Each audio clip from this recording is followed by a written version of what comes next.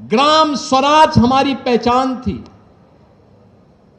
माल भी गांव का, उत्पादन भी गांव का, आमदनी भी गांव की, आत्मनिर्भर इकाई भी गांव की। आज प्रधानमंत्री मोदी जी आत्मनिर्भर और विकसित भारत की बात जब करते हैं तो बहनों और भाइयों, आत्मनिर्भर और विकसित भारत की इस नींव को मजबूत बनाने के लिए उसकी आधारभूत इकाई हमारी ग्राम पंचायतें बनेंगी, हमारी ग्राम सभाएं बनेंगी, हमारे कस्बे बनेंगे। चित्तौड़गढ़ आत्मनिर्भर होगा तो भारत आत्मनिर्भर होगा। और आत्मनिर्भर बनने के उसी कार्यक्रम के बारे में अभी महाराणा साहब भी यहां पर मंच पर उस बात को कह रहे थे। यह वही कहानी है, जब भी आक्रांता आते हैं, आक्रांता केवल साम्राज्य को लूटते ही नहीं, नारी अस्मिता के साथ खिलवाड़ ही नहीं करते, हमारी संस्कृति को, हमारी परंपरा को, हमारी बौद्धिक संपदा को रौंदने का काम भी करते हैं, लूटने का काम भी करते हैं। और उनके द्वारा यहां के तो उस समय जो शोषण की प्रवृत्ति पैदा की गई थी, उस शोषण की दुष्प्रवृत्ति का परिणाम क्या था? हमारा अन्नदाता किसान उत्पादक से कर्जदाता हो गया, उपभोक्ता हो गया, उपभोक्ता से कर्जदाता हो गया। आज वो कर्ज से दबा हुआ है। हमारा कारीगर श्रमिक होकर के बेरोजगार हो गया और व्यापारी वह कर्ज के बोझ के तले वह भी इधर से उधर जाकर के अपने आजीविका के लिए भटकता हुआ दिखाई दिया है।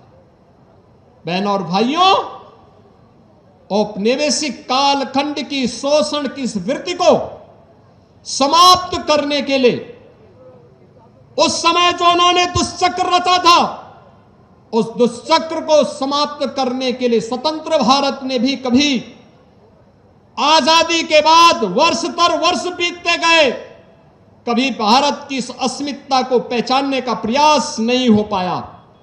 ये भारत फिर से गौरव के साथ आगे बढ़ सके। याद करिए, कौन लोग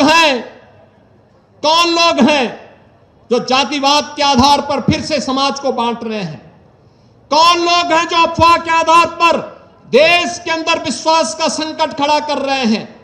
कौन वे लोग हैं जो लगातार भारत को भारत न बना रहे, इसके लिए तमाम प्रकार से दुष्चक्र कर रहे हैं? और याद करेंगे तो ये वही लोग हैं जिन्होंने कहा था कि राम और कृष्ण तो हुए ही नहीं। ये वही लोग हैं जिन्होंने राम मंदिर के आंदोलन में विरोधी पक्ष के साथ जाकर के मिलकर के राम मंदिर का फैसला न हो, इसके लिए एड़ी चोटी लगाई थी। ये वही लोग हैं जो राम सेतु को तोड़ने के लिए तो उतावले दिखाई देते हैं, लेकिन राम मंदिर के निर्माण का विरोध करते हैं। ये वही लोग हैं जिनके द्वारा लगातार देश के अंदर अविश्वास का वातावरण पैदा करने का प्रयास किया जा रहा है।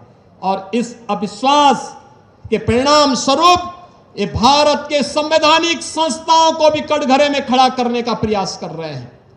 भारत के संवैधानिक संस्थाओं को खड़ा करने का मतलब भारत को एक बार फिर से कटघरे में खड़ा करके अविश्वसनीय बना देना।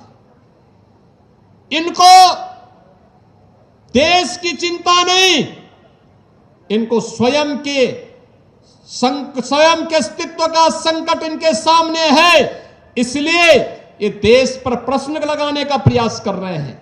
भारत की अस्मिता के साथ अब खिलवाड़ करने पर उतारू हो चुके हैं। और इसीलिए जब आज हम यहां पर आए हैं इस जौहर स्मृति संस्थान के कार्यक्रम में, यह संकल्प का दिवस हम सब के लिए होना चाहिए। और यह संकल्प इस बात का संकल्प बनना चाहिए जो संकल्प सैकड़ों वर्षों से, विगत 1200-1300 वर्षों से इस वीर भूमि ने पूरे भारत भूमि को दिया है। उस संकल्प के साथ जुड़ने का, वीरों और वीरांगनाओं को नमन करने का, उससे प्राप्त उससे एक नई प्रेरणा प्राप्त करने का। मैं जब यहां आया था, मैं देख रहा था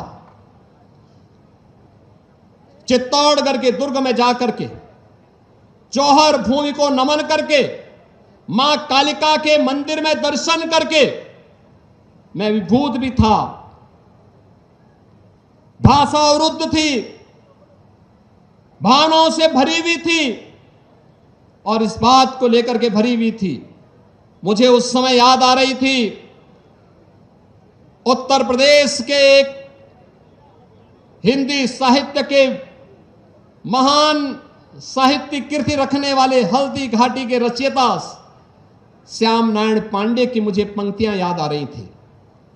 मैं देख रहा था उनकी पंक्तियां हल्दी घाटी में, मुझे बहुत उसके साथ कर रही थी। मैं चित्तौड़गढ़ को जब देख रहा था, इस वीर भूमि को जब मैं देखता हूं और मुझे याद आती है उनकी पंक्तियां कि एक लिंग का आसन है, इस पर न किसी का शासन है।